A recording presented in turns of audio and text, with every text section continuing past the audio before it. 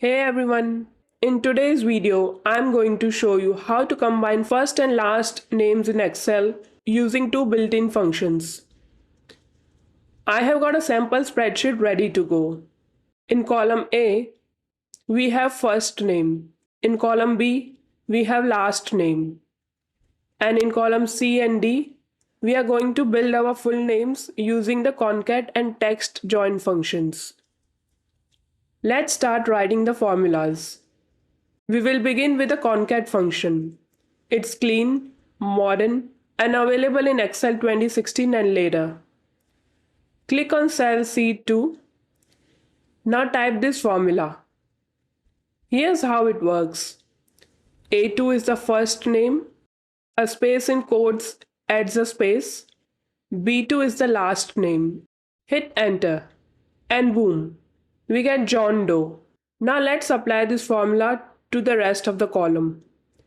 Move your mouse to the bottom right corner of the cell. Click and drag that fill handle down to row 7. And done. You have just combined all names using the concat function. But wait.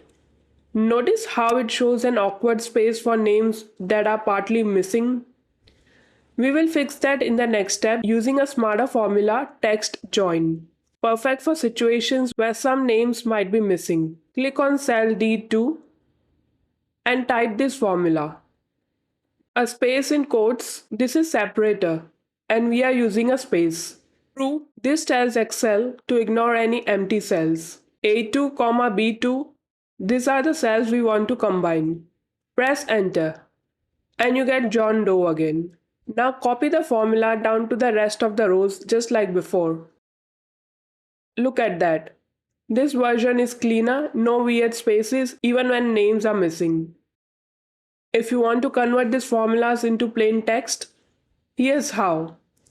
Select column, press Ctrl C to copy, right click, then click Paste Values. This replaces formulas with static names, handy for exporting or sharing.